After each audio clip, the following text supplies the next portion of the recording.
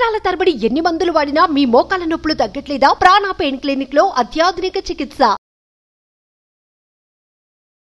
Hi viewers, India's largest digital media network Suman టీవీకి స్వాగతం. ప్రస్తుతం మనతో ఉన్నారు motivational speaker and language trainer Vijaya Bangaru. అమ్మ నమస్తే అండి. అమ్మ, ఇప్పుడు బాగా వైరల్ అవుతున్న న్యూస్ మనకి పవిత్ర, చందు గురించి, శిల్ప గురించి మాట్లాడుకుంటే, అంటే ఎవరికి తోచిన వాళ్ళు చెప్తారమ్మా. ఎవరి పర్సనల్ లైఫ్లో ఎవ్వరం వెళ్ళి చూడం. అందులో భార్యాభర్తల్లో కానీ ఇట్లా లివ్ఇన్లో ఉన్న వాళ్ళు ఎవరి విషయాల్లో అయినా 4 గోడల మధ్య ఉంటుంది తప్పితే నలుగురిలోకి ఎవరు రారు. లోపల జరిగేది ఎవరికి తెలీదు. ఎవరి ఊహాగానాల్లో వాళ్ళు బతికేస్తూ ఉంటారు. అంటే ఎవరికి తోచినట్లు వాళ్ళు చెప్పుకుంటూ ఉంటారు. ఇదంతా పక్కన పెడితే ఇలా ముగ్గురి లైఫ్ ఏమైపోయిందంటే చిన్నాభిన్నమైపోయి పిల్లలు అల్లకల్లోలంగా అయిపోయింది వాళ్ళ జీవితం. పిల్లల విషయానికి వస్తే పెద్దల్ని చూసి నేర్చుకోండి అని అంటారు, కానీ ఇక్కడ ఏం చూసి ఏం నేర్చుకోవాల్సింది ఏముందో ఇక్కడైతే ఏం అర్థం కావటం లేదు. అసలు ఈ ముగ్గురిది ఎంతవరకు తప్పు ఉంది అంటారు? ఇటు భార్యదైనా, చందుదైనా, పవిత్రదైనా, ముగ్గురిలో ఎవరి ఊహాగానాలు వాళ్ళకు వదిలేస్తే అందులో అసలు నిజంగా దీని నుంచి కొంతమంది చాలా తెలుసుకోవాలి. అనవసరంగా ఒకరిని మనం మనకూడదు అనేది తెలుసుకోవాలి కాబట్టి అడుగుతున్నా. సో ముందుగా చనిపోయిన చందుకు, పవిత్రకి ఒకసారి ఆత్మశాంతి కలగాలని మనం దేవుణ్ణి కోరుకుందామండి. సో అలాంటిది చావు ఎవరికి కూడా రాకూడదు. అంటే పవిత్ర గారి విషయంలో వస్తే ఆమె ఏదో యాక్సిడెంట్లో చనిపోయింది. అతడు గాయపడినప్పుడు చూడలేక చనిపోయింది. అదొక ట్రాజెడీ. అయితే ఈ అబ్బాయి ఇలా చనిపోవడం అనేది చాలా ఇది. అంటే మనము ఒక సొసైటీలో బతుకుతున్నామండి. ఈ సొసైటీలో మనకి ఇష్టం ఉన్నా ఇష్టం లేకపోయినా కొన్ని రూల్స్, రెగ్యులేషన్స్, కట్టుబాట్లు ఉంటాయి. దీనికి మనం కంపల్సరీగా you have to obey the rules and regulations. So మనం సొసైటీలో బతుకుతున్నాం కాబట్టి కంపల్సరీగా వాళ్ళు పెట్టిన వాటిని మనం కంపల్సరీగా మనం పాటించాలి. నా ఇష్టం వచ్చినట్టు నేను ఉంటాను అనేసి రోడ్డు మీద మనం ఇష్టం వచ్చినట్టు బట్టలు ఎప్పుకొని అయితే తిరగం కదా, అది నా ఇష్టం కాదు. సో నలుగురిలో ఉన్నప్పుడు ఒకలాగా ఉండాలి. సో ఈ అబ్బాయి విషయంలో జరిగింది ఏంటంటే, యాక్చువల్గా అందరికీ తెలుసు అబ్బాయి ఒక చిన్న యాక్టర్. అతనికి ఆల్రెడీ పెళ్ళయింది. ఆ పెళ్ళయింది అనేది మనకు తెలిసింది ఎప్పుడంటే ఈ కుర్రోడు చనిపోయినప్పుడు మాత్రమే మనకు తెలిసింది. సో వాళ్ళు ఏంటంటే చిన్న వేషాలు వేసుకుండేవాడు ఆ కుర్రోడు.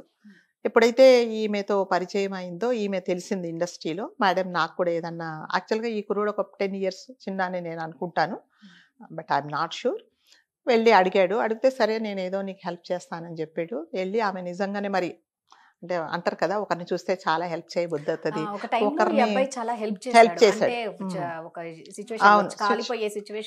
చాలా కాపాడాడు. సో అట్లాగే అమ్మాయి కూడా హెల్ప్ చేసింది. ఆ రకంగా వాళ్ళిద్దరు ఇంకా కొన్ని సీరియల్స్ లో కలిసి కూడా నటించారు వాళ్ళిద్దరు. ఆ రకంగా ఒకరికొకరు బాండింగ్ ఏర్పడింది. సో ఈ బాండింగ్ ఎంతవరకు వచ్చిందంటే, ఈ అబ్బాయి ఇంకా సంతోషపడిపోయాడు, ఈమె వల్ల, ఈ మేడం వల్ల నేను లైఫ్లో బాగుపడ్డాను అనేది గ్రాటిట్యూడ్ ఉంది. ఆ గ్రాటిట్యూడ్ ఎంతవరకు ఉండాలంటేనండి, నీ పర్సనల్ లైఫ్, నీ ఫ్యామిలీ లైఫ్ చెడిపోకుండా ఉండేంత వరకు నువ్వు ఆమెతో కృతజ్ఞతగా ఉండు.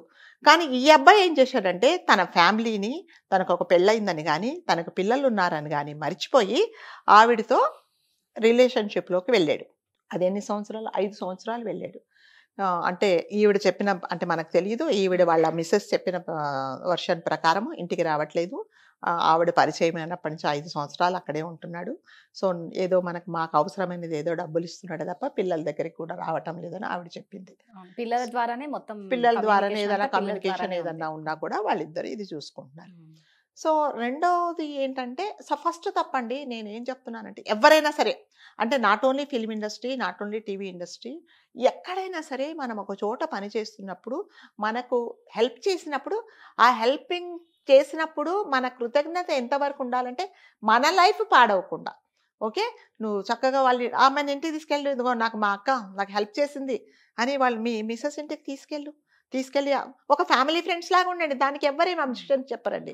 సో ఇదేంటంటే ఇల్లీగల్గా, అంటే సొసైటీ ఒప్పుకోని మార్గంలో మీరు వెళ్ళారు. అందుకని ఇవాళ ఏమైందంటే సూసైడ్ వరకు వచ్చింది.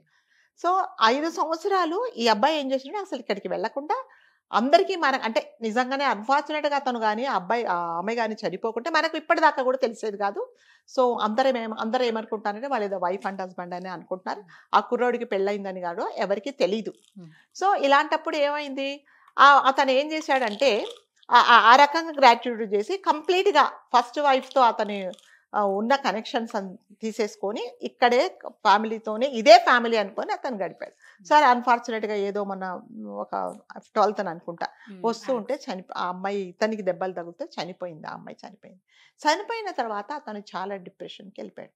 అంతే కదా, 5 సంవత్సరాలు ఉన్నాడు. సో అందరు అడుగుతారు అదేంటి 5 సంవత్సరాలు ఉన్నదా ఆమె మీద అంత ప్రేమ ఉంటే, మరి 11 సంవత్సరాలు ఉన్న ఆమె మీద ఎంత ప్రేమ ఉండాలి అంటే, మరి ఎందుకు ప్రేమ లేదో ఈమె మీద 5 సంవత్సరాలకు ఇంత ప్రేమ ఎందుకు వచ్చిందో వాళ్ళిద్దరికే తెలుస్తుంది. 11 సంవత్సరాలు కాపురం చేసి పెళ్లి కాకముందు రిలేషన్షిప్ లో ఉండి పెళ్లి చేసుకొని 2 పిల్లలు ఉన్న తర్వాత ఎందుకు అఫెక్షన్ లేదు అనేది మీకు నాకు తెలియదండి. మనం ఎప్పుడు వాళ్ళిద్దరి మధ్యలో ఏం జరిగి మరి అతను ఎందుకు వెళ్ళటం లేదో అది వైఫ్ హస్బెండ్కే తెలియాలి. సో మనకేం రైట్ లేదు టు కామెంట్. ఇక్కడ విడిపోమని ఎవరు చెప్పలేదు, ఇక్కడ కలిసి ఉండమని ఎవరు చెప్పలేదు. అది ఎవరి ఇష్టం వాళ్ళతోనే ఉన్నాడు. ఇంకా తను ఒక సోల్మేట్ గానే భావించినాడు అమ్మాయి వెళ్ళిపోయాక, అట్లాగే ఉన్నాడు. సో ఇప్పుడు ఏమైందంటే, ఇప్పుడు ఆవిడ వర్షన్ ఏమంటుందంటే, ప్రతిరోజు 12ంటికి వస్తాడు, 12ంటికి వచ్చి నన్ను రాత్రంతా కొడుతున్నాడు అంటే ఆమె వర్షన్ ఆమె చెప్పిందే. అది నిజంగా కరెక్ట్ అయిందే అనుకోండి. ఇంకొకసారి ఏం చెప్తుంది ఆమె, 5 సంవత్సరాల నుంచి అసలు మా ఇంటికే రావట్లేదు అంటుంది. ఇంకొక వెర్షన్ ఏం చెప్తుంది, పొద్దున 12ంటికి రాత్రి ఇంటికి వచ్చి 12ంటికి మొదలు పెడితే తెల్లవారుజామున 5 వరకు కొడతాడట. తాగిన వాడికి తాగిన తర్వాత నాకు తెలిసినంత మటుకు హాఫ్ అన్ అవర్ 1 అవర్ వాడు స్టడీగా నిలబడతాడు. ఏం కొడతాడండి అతను, రాత్రంతా కొడుతూనే ఉంటాడంట. సరే ఆమె వర్షన్ ప్రకారం కరెక్టే అనుకుందాం, ఒకవేళ అతనికి ఎక్స్ట్రా ఎనర్జీ వచ్చి కొట్టాడే అని అనుకుందాం. మరి అలాంటప్పుడు నువ్వు 1 సంవత్సరం వెయిట్ చేసావు, 2 సంవత్సరాలు వెయిట్ చేసావు, ఇంకా ఎందుకు వెయిట్ చేసావు అతని కోసం? నువ్వు లీగల్గా నలుగురికి చెప్పి పెద్దలకు చెప్పి దాన్ని ఏదో ఒకసారి సొల్యూషన్ చేసుకొని సెటిల్ చేసుకొని నీ లైఫ్ నువ్వు బతకాలి కదా. నువ్వు చదువుకున్న అమ్మాయివి, ఆ అమ్మాయి ఇంతకుముందు పని చేసింది కదా. మరి అతని కోసం నేను పరువు పోతుందంటే ఇప్పుడు పోలేదా పరువు? ఇప్పుడు పోయింది కదా, పరువు మొత్తం పోయింది కదా.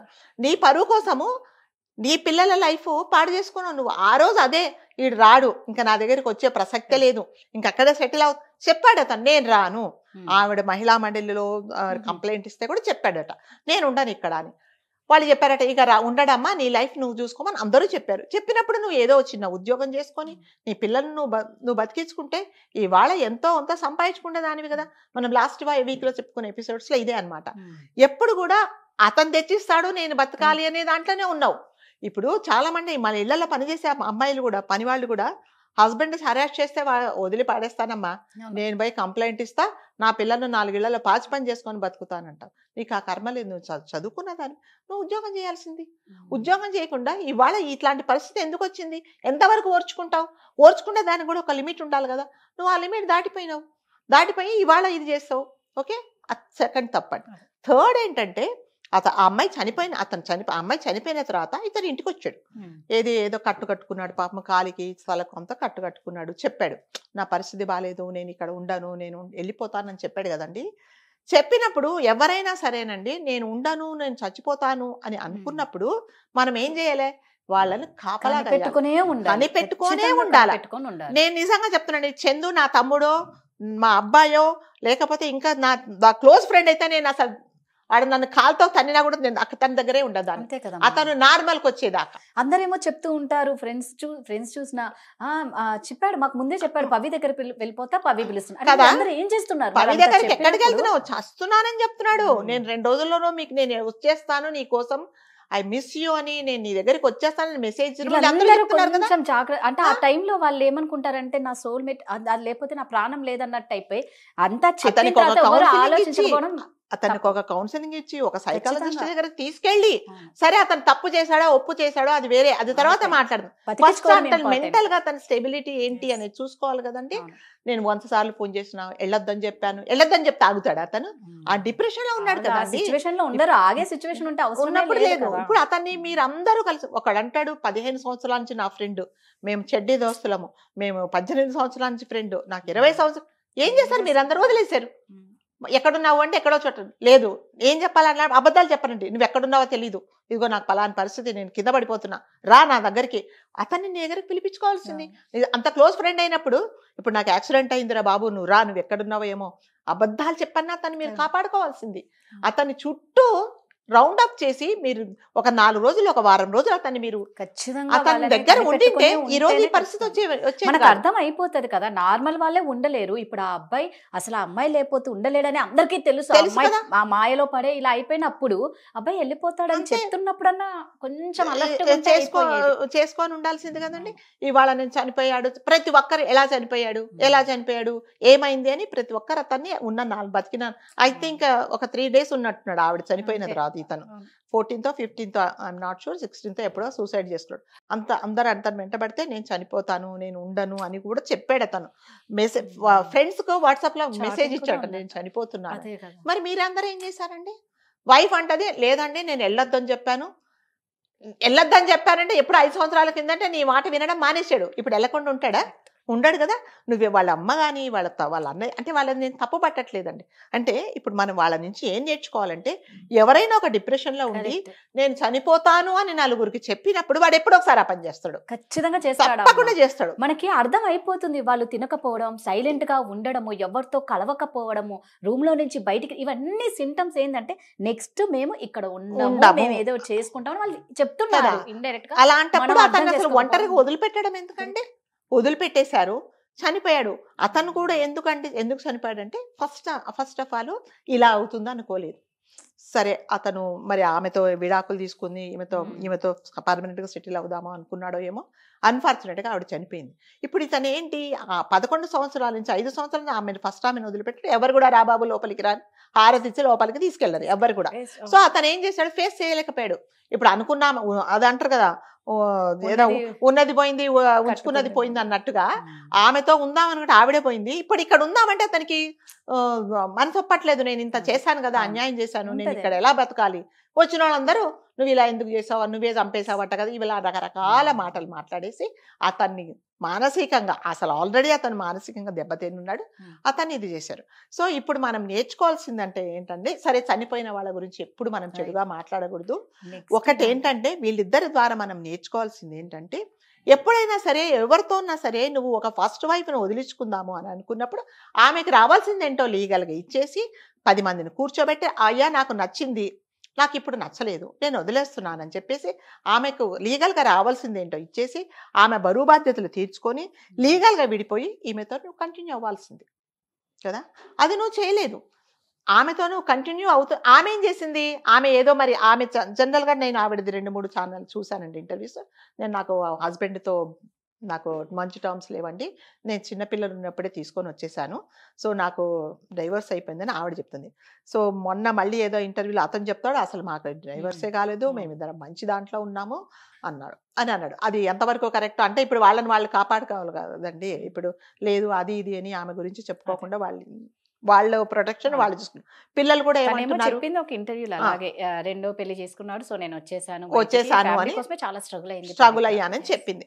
సో ఇప్పుడు చెప్పిన వాళ్ళు ఎవరు లేరండి, అతను లేడు, ఆమె లేదు, ఎవరిది ఇదో మనకు తెలియదు. వాళ్ళ పిల్లలు ఏమంటున్నారంటే అసలు అలాంటి సంబంధమే లేదు అని అంటారు. అది చాలా ఇది కదండి. ఒక సంబంధం లేనప్పుడు షూట్ వరకే ఉండాలి. 5 సంవత్సరాలు వైఫ్ను వదిలేసి పిల్లల్ని వదిలేసి మీ ఇంట్లో ఎందుకుంటున్నాడు అతను, నీకు తెలియదా? చిన్న పిల్లలకు తెలుస్తుందండి. అమ్మాయి MBA చదువుతున్నది, ఆ కుర్రోడు 23 years, వాళ్ళ అబ్బాయికి ఒకటే రూమ్ లో ఉంటున్నప్పుడు ఏం చేస్తారా, లోపల షూట్ చేస్తారా? వాళ్ళు షూటింగ్ అవుతున్నదా? కాదు కదా.